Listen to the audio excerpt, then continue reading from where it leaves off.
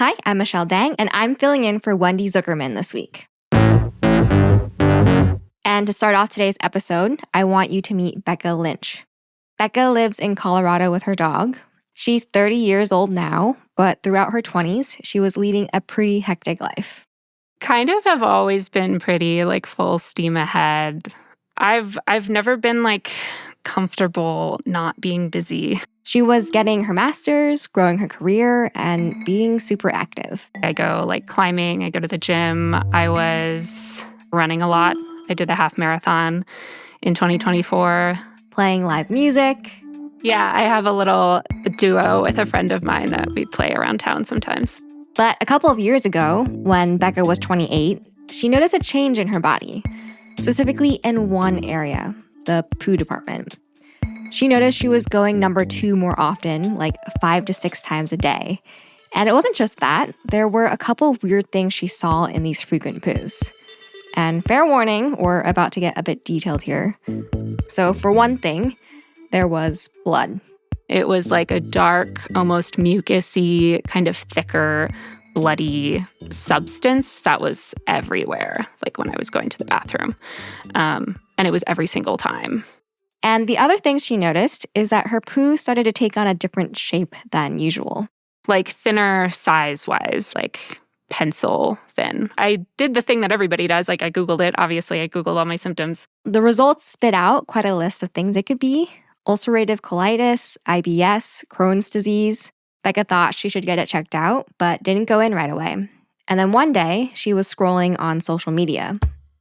Someone's video came across my feed, I think it was on Instagram, of someone talking about the exact same symptoms. She had said, for years, she thought she just had hemorrhoids, right? But this woman didn't have hemorrhoids.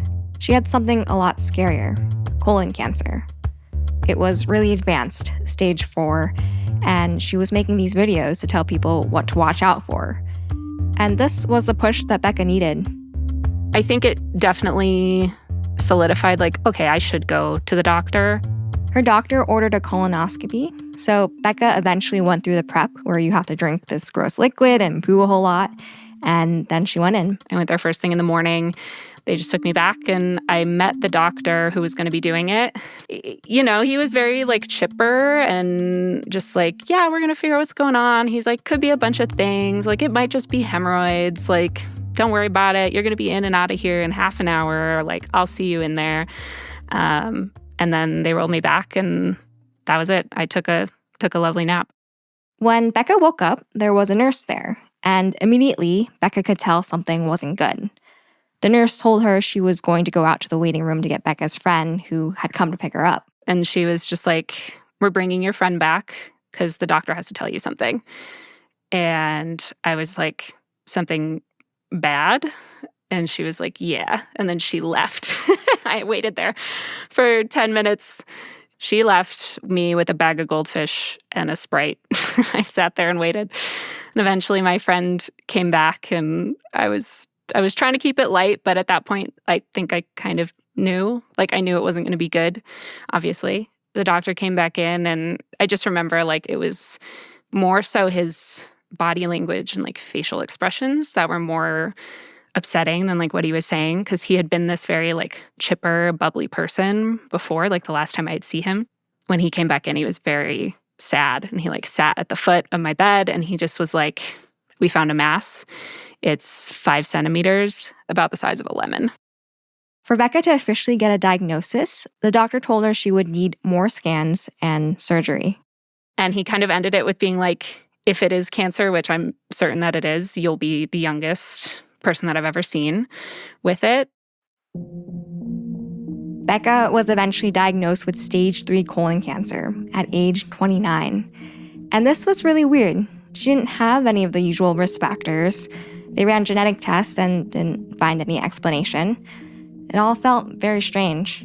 I knew that it was happening, but it really felt like I was watching it happen to someone else. But from that moment on, time kind of split, and I just went into this kind of numb headspace of, all right, well, we have to deal with this. So, we're going to deal with it, and we'll figure it out. And Becca isn't the only person having to deal with this and figure it out. Around the world, more and more young adults are getting diagnosed with colorectal cancer. In the US, 1 in 5 people diagnosed with it are now younger than 55. That's a big increase from just a few decades ago when only 1 in 10 colorectal cancers were being diagnosed in younger people. And that's not the only concerning thing. We're hearing that young adults are more likely to get diagnosed with a cancer that has already progressed pretty far, despite being otherwise healthy. So today on the show, we're going to talk about what exactly is going on here. Why are so many young people suddenly turning up with this type of cancer? And we'll hear more about what this has looked like for Becca. All that is coming up.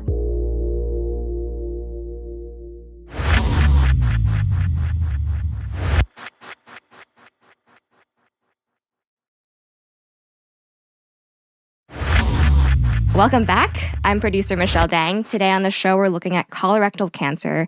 And with me is senior producer Rose Rimler. Hey, Rose. Hi, Michelle. You know, Rose, I wanted to make this episode because I kept seeing scary headlines about this, about colorectal cancer increasing in young people. Have you been seeing these headlines too? Yes, I have. I've been seeing headlines about people getting colorectal cancer really young, and there's been some really high-profile people that have gotten it and unfortunately actually died from it. So I'm thinking of the guy from Black Panther. That was a little while ago. Yeah, Chadwick Boseman. Yes. Yeah, he died from it in 2020, and he was only 43. Oh, that's awful. Yeah. And then just last month, the actor James Van Der Beek, he also died from colorectal cancer, and he was 48. Right. Yeah. And by the way, this term colorectal cancer, it includes both colon cancer and rectal cancer, and sometimes also called bowel cancer. Okay, got it. And for years, doctors have thought of these cancers as cancers that older people get. In fact, Becca ran into this too. The hospital that I went to, they put me in this support group. It was like a Zoom support group for other people with GI cancers. And I joined it once, and it was like me and then 4 women all in their like 70s and 80s. And they were all so kind and so lovely, and they were very sweet to me. And like, I think one of them told me she was pissed off at God on my behalf, which I thought was very sweet. And the thing is, like, these cancers are still more common in older people. If you are under 50, the risk of getting this cancer is actually very low, way less than 1%. But this increase is real, and it's freaking doctors out. So it's not, because sometimes you hear about a disease going up, and it turns out what's really happening is that doctors are getting better at catching it or diagnosing it or something. But in this case, it sounds like what you're saying, Michelle, is that, no, it's actually going up in young people. It's simply going up. Okay. There's more cases and there's more deaths. Okay. And doctors really caught onto this in the 90s, but the risk keeps increasing with each generation. Like, take a 40-year-old who's part of the millennial generation. My generation. Oh, your generation. Yep. And compare it to a 40-year-old who's part of the boomer generation. My generation spiritually. No, I'm just kidding. Yeah, so that the 40-year-old millennial compared to a 40-year-old boomer, the millennial has a 2 to 3 times greater risk of developing colorectal cancer. So if you're 40 now, basically, your risk of colon cancer or colorectal cancer is higher than someone who was 40, you know, in the 80s or 90s. Yes, exactly. Jeez. Yeah. Wow. That's real. Yeah. Yeah. And in the US, colorectal cancer was just declared the leading cause of cancer death in people under 50.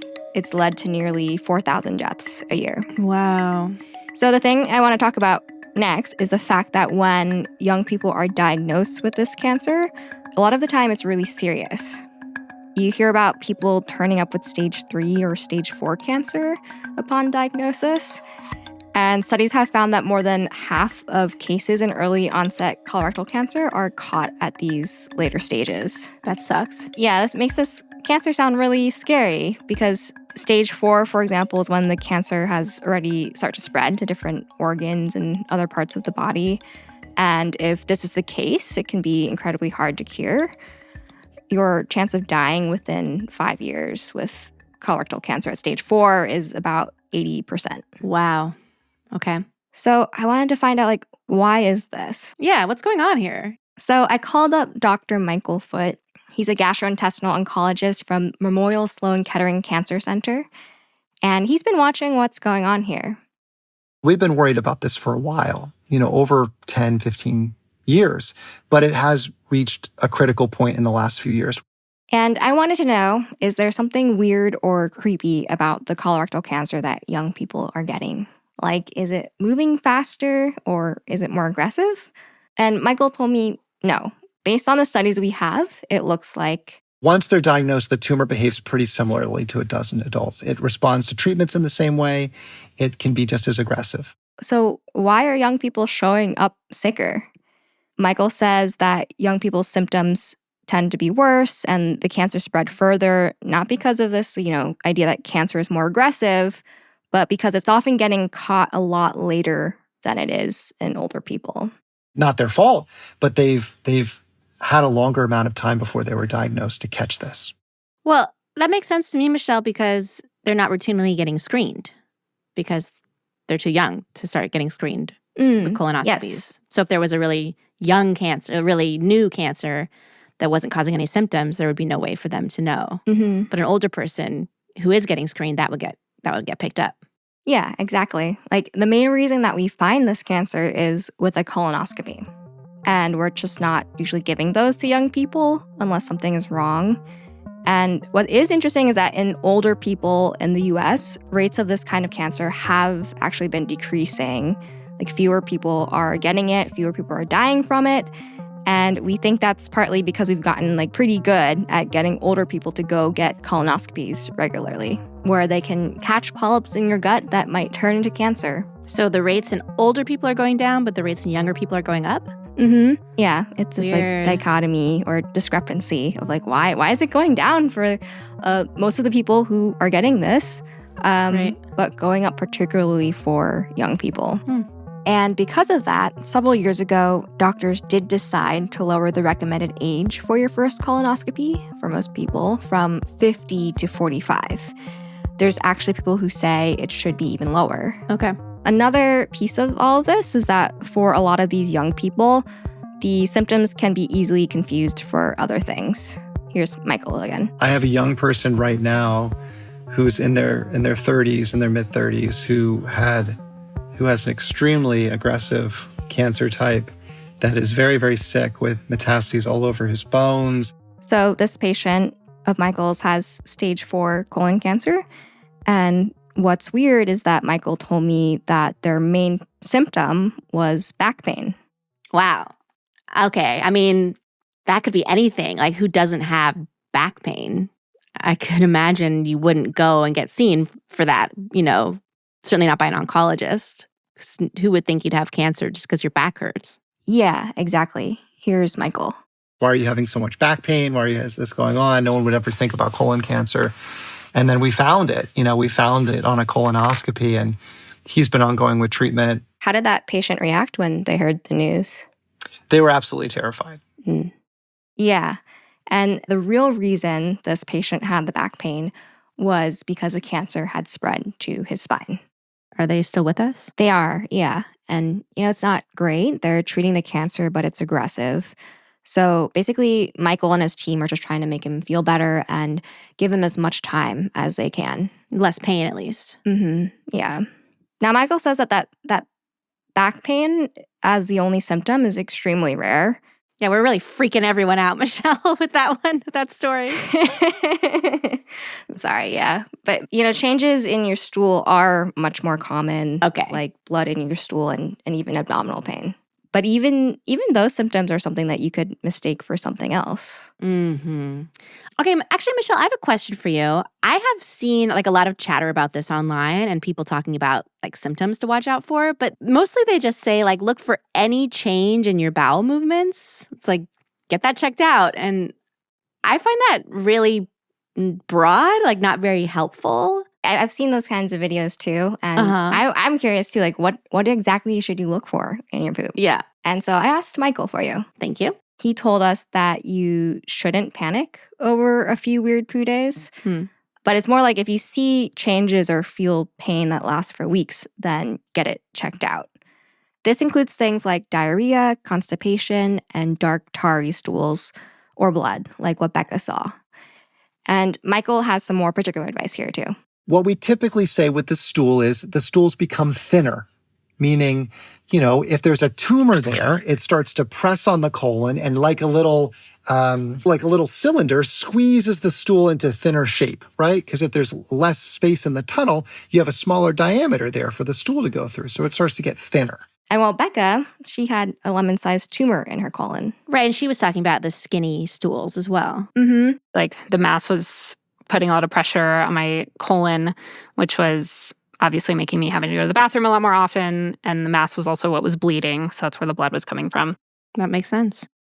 But Becca's experience with her cancer speaks to another huge problem that doctors are seeing. Because some of this stuff, like some of these poo symptoms, they often don't show up until the cancer is already pretty far along, when the tumor is already there and has had a chance to grow and cause problems. Which is still so crazy to me because when I think about how long I was having symptoms, really it was noticeable symptoms were only a few months and it was still stage 3. Yikes. And that, plus the fact that some of the symptoms can be vague, means that sometimes young people get misdiagnosed by doctors or even told they're too young to have colorectal cancer. So, they don't get the tests that they need. Like in a big survey, 4 in 10 young people with colorectal cancer were initially told that they were too young to have it. Oh, wow. Okay. Overall, it can take a really long time for young people to get diagnosed. And one study found that compared to older people, young people waited 40% longer to get a diagnosis from an oncologist. So by the time they get to us, it's further along in their disease course. So bottom line, it's not the disease itself that's doing something weird. It seems to be more like it's sneaking up on people and their doctors too, and getting found after it's had a lot of time to get dangerous. So I guess that answers the question of why is it more likely to be caught at a later stage in younger people, but it doesn't answer the question of why are younger people getting it at all in such increasing numbers. Yes, that is the big question. And actually, we'll be looking at that next. Why is this all happening? Because I'm very impatient. I want to know now. Yes. So after the break, we'll take a look and talk to a scientist who's trying to find out. Okay, I can wait till after the break.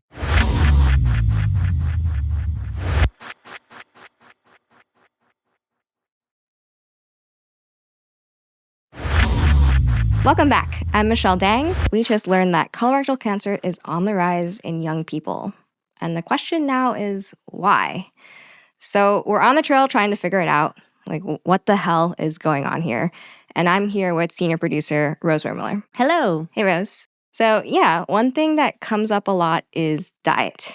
People are eating a lot more ultra-processed food than they were before. Mm-hmm. And a big study just came out on this.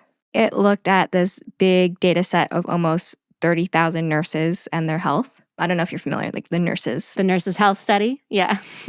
Yeah, it's a group of nurses that have been followed for a long time and used in a bunch of studies. Mm-hmm. And what they found in this study is that people who ate the most ultra-processed food had a 45% higher chance of having polyps in their gut, which polyps can be harmless, but sometimes they do lead to cancer. Okay, so people who ate more ultra-processed food had more polyps. Very suspicious. It's not super surprising because, as we know from the ultra-processed foods episode, they tend to be associated with a lot of bad health outcomes. Mm-hmm. As we know from the fiber episode, if you're not eating a lot of vegetables, you need the fiber in vegetables. So that all makes sense that would be bad for your gut and probably create an environment that could be helpful for growing cancer. Yeah, it's we always come to that conclusion in Science versus episodes. We do. It's eat vegetables. Oh, okay. Mm-hmm. Over and over and over and over. Yeah. And that is because we do think there's some stuff that could be causing problems in ultra-processed foods, like preservatives. And then we also know that eating a lot of red meat, especially charred meat and processed meats, are linked to some cancers too. Yeah, actually working on the ultra-processed food episode, I stopped buying lunch meat. Oh, really? Sometimes I'd have turkey, sliced turkey meat. Yeah, I don't eat that anymore. Sliced turkey meat? Yes, because it has nitrates and nitrites in it. And that has been associated with cancer. What What about cheese boards? Cheese boards. Does that count? Oh, sorry. I meant like prosciutto and salami. Oh, and like charcuterie boards. Yeah. Charcuterie boards. Once in a blue moon. I don't set out my spread of, peeled grapes and charcuterie boards every night anymore. Yeah. Overall, it's probably a good idea to eat less of this stuff. And there are a few other risk factors that might be at play here too. Things like obesity, lack of exercise, smoking, and alcohol. Mm-hmm. But I kept thinking like there's got to be something else going on here because I keep seeing and hearing stories of people with very healthy lives that eat great, exercise a bunch, yet still getting colorectal cancer at a very young age. Here's Dr. Michael Foote, who we heard from earlier. Most of the people that we see are actually pretty healthy. I have a patient who was a vegan, who came in and she was like astounded. She had an early stage colon cancer, so we were able to remove it with surgery and then treat her, and she's doing well. But, she didn't really drink very much. She didn't smoke at all. So, that's kind of the scary thing, I think, for all of us. Yeah. I'm thinking about Becca, who we met earlier. She seemed very healthy. Mm-hmm. And I don't know what she was eating, but it didn't sound like she was sitting down at McDonald's for every meal. Yeah, similarly, Becca told me she wasn't big on processed foods or alcohol. I don't know. Like I said, I was 28. I was healthy. Like I had just run a half marathon. I really wasn't thinking I might have cancer. My energy levels were fine. I was still go. So, what could be going on here? Lots of scientists are wondering if there's something else weird in the environment that people were exposed to that's maybe contributing to this, or perhaps changed up the gut microbiome. They're on the hunt for explanations, and so I want to talk about one of these ideas. Okay, great. One scientist we talked to is looking for clues inside the cancers themselves, like the actual DNA of these tumors. And his name is Professor Ludmil Alexandrov, and he's a cancer biologist at the University of California, San Diego. I actually specialize in cancer genetics and cancer genomics, and my focus is on understanding the processes that cause cancer. Several years ago, Ludmil and several colleagues started this big study looking at the genetics of colorectal cancer tumors. So what they did is they collected a bunch of tumors from people who had this kind of cancer.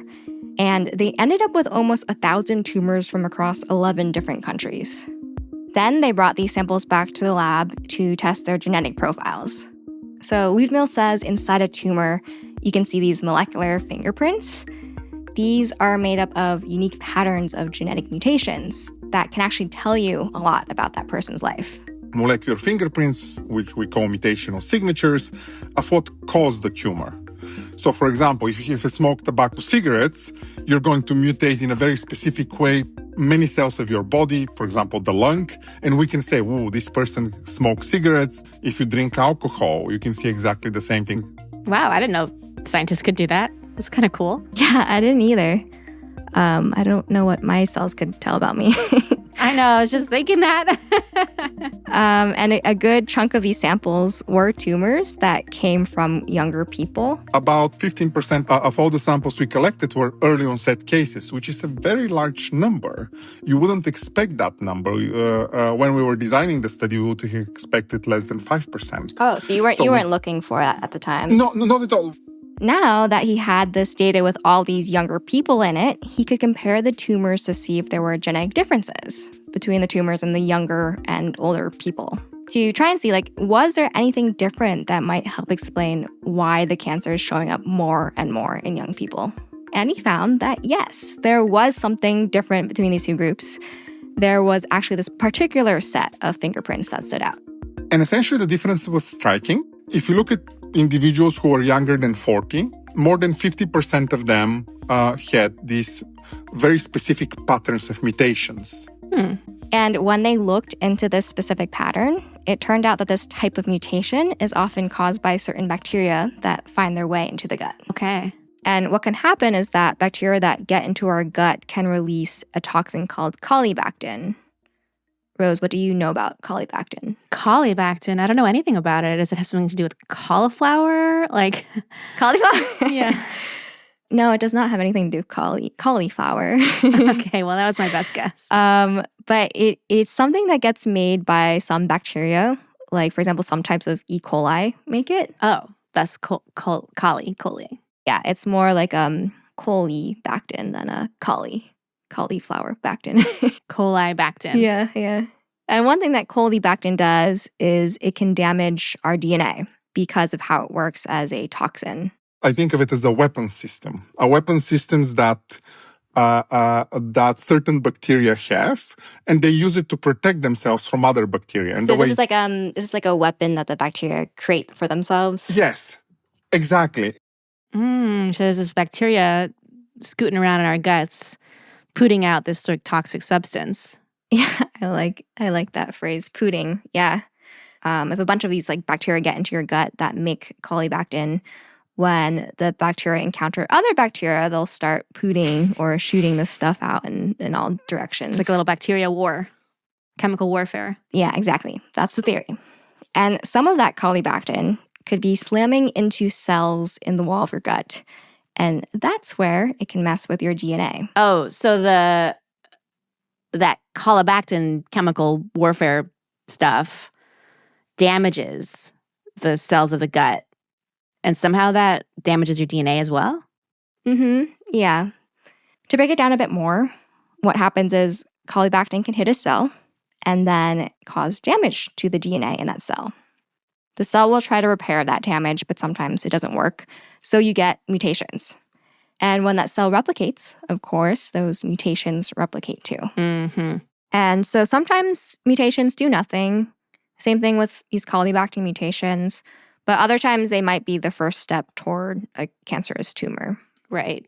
But what's really interesting here is that Ludmil and his team were actually able to track down when these fingerprints were left behind because they could put together this genetic tree and track mutations over time. At a basic level, how it works is the trunk of the tree shows you the DNA's original state, and then it hits a mutation, grows a new branch. Then another mutation, another branch. This sort of thing allowed Ludmil's team to put together an estimate of how old the person was when this mutation happened. Wow. Yeah. This detective work is fascinating. Here's Ludmil again. We always saw that molecular fingerprint in the trunk of the tree. And what that means is that happens very early. So studies have estimated that these colibactin mutations happened when people were kids, before they were 10 years old. Oh, before they even had the chance to start drinking or smoking or... Yeah. Wow. So the seed is planted very early. Which is, super surprising. And even more surprising, Ludmil says more recent work that's unpublished points to an even narrower window that it might have happened. That the more proper estimate is probably within the first 2 years of life. Oh, wow. So we think it's happening something in very, very early life. What we think happens is that when you have a young child, a year old, 2 years old, their microbiome and their immune system are getting formed, the microbiome in the colon. And if they get this infection, they get many, many mutations. And if you get many, many mutations at an early age, including some of the driving mutations that cause cancer, then if you get it at age 2, well, now you're on the fast track for cancer. You get cancer in 20 or 30 years when you're a young adult. 2? Yeah, 2. Oh my God. This little baby. That's interesting. He says infection. Does he mean this bacteria that poots out the... what was it, colibactin? Is that the infection he's talking about? Yeah, when Ludmil says infection, he's talking about this idea that some kind of bacteria ended up in these people's guts as little kids. Okay. Maybe E. coli, which is pretty common in our guts, maybe something else.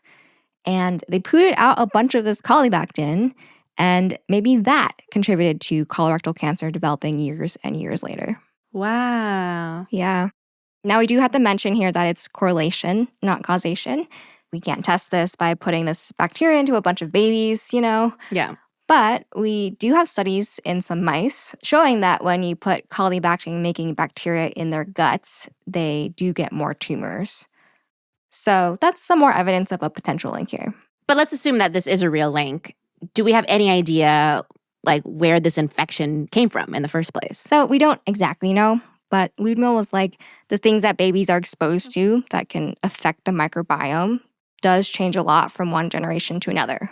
Like younger people might have been exposed to more or different antibiotics. Maybe it's related to C-section rates or breastfeeding versus formula. Or maybe it's as simple as like a lot of us, like everybody got exposed to a particular bacteria and it caused an infection and it just happened to do more damage if it happened to you as a baby. And I suspect that these microbes, some microbes that may be very harmless for us when we're adults, are not that harmless for a 1-year-old that's forming its immune system. Yeah. Like it could have been a pandemic, a very quiet pandemic that some people are feeling the repercussions of now. Wow, that's fascinating. Yeah. And now this is just one possible contributor. Scientists are going full steam ahead to try to solve this mystery. Other suspects include other types of bacteria, maybe viruses, also chemicals in the environment or medications, like the antibiotics. That makes sense. So overall, we're getting a bunch of hints here, but no clear smoking gun. And this means that people like Becca don't have answers about where their cancer might have come from. But the good news is that Becca's doctors got her into treatment fast after she was diagnosed. So Becca had surgery. They took out the tumor, some lymph nodes, and more than a foot of her colon. Oh, man. And they got rid of all the cancer that they could find, but doctors also had her do chemotherapy last year. And after her last treatment, she celebrated with friends. Like, they had a picnic in the park. I asked her what they had. Oh, gosh. I think we just had a lot of cheese. It was really funny. I met with a dietitian early on during chemo, and they actually told me to, like, eat a lot of cheese. That's a nice blessing. Yeah, say less. Like, I'll have no problem eating a lot of cheese. But she's not totally out of the woods. I finished, in quotes, end of August. And so now people will ask, like, so you're done now, right? And it's like, yes and no. So Becca has to go back every 3 months for scans and blood work. And this part will last 2 years. There's a 25% chance of her cancer coming back during this time. So every 3 months, I get to be like a ball of anxiety and not know what's going to happen. But other than that, I'm just trying to, I don't know, focus on being here and feeling good right now. What do you wish you had known? I wish I had a good answer for this. I don't know. I think the biggest hurdle for me was like getting over this fear of being like thought of a certain way, right? Like my life was kind of always going 100 miles an hour. And I feel like I had built a big part of my personality around like being this very independent person, and nothing will humble you faster than this experience. And so I think it was actually that first support group I went to with all of the like 70-year-old women, and one of them just told me like, you have to learn how to let the love in. Like you have to.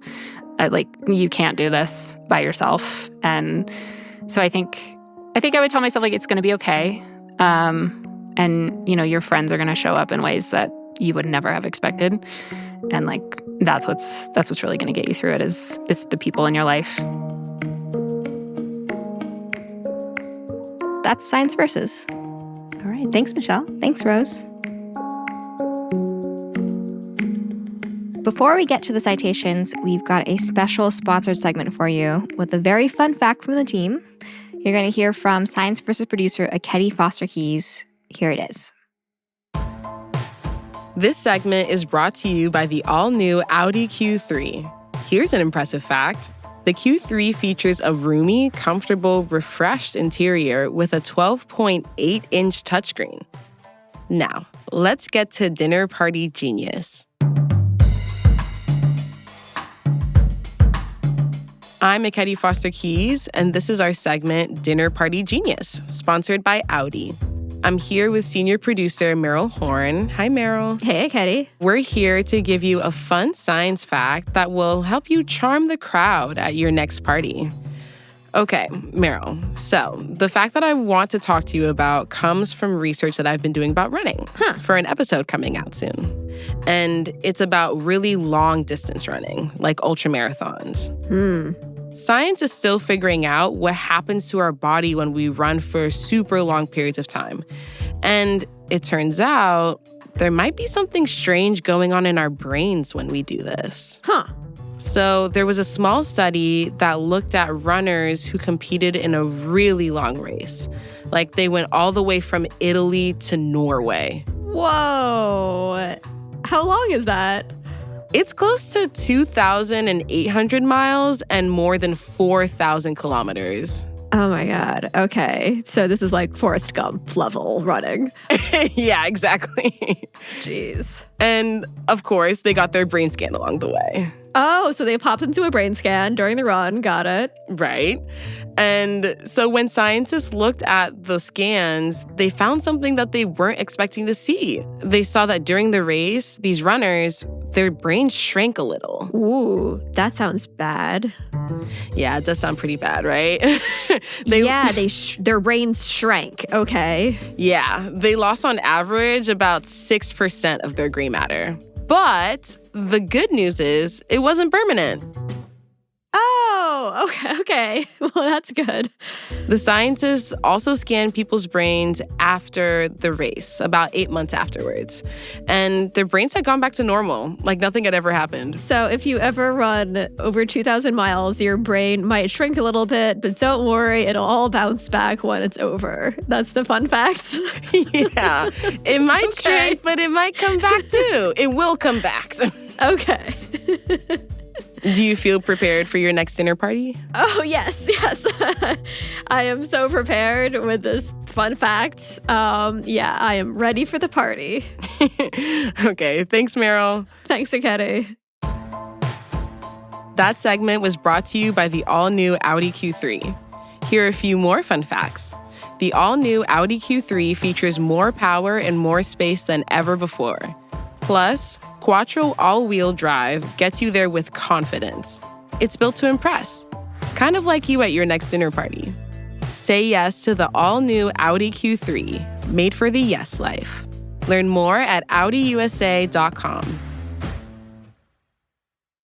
Okay, Rose, we're back. Time for citations. Can I tell you how many we have in this week's episode? You sure can. There are 72 citations. And where can people find them, Rose? You can find them in the transcript of the episode, and you can find that by clicking a link in the show notes. Cool. Thanks, Rose. Thanks, Michelle.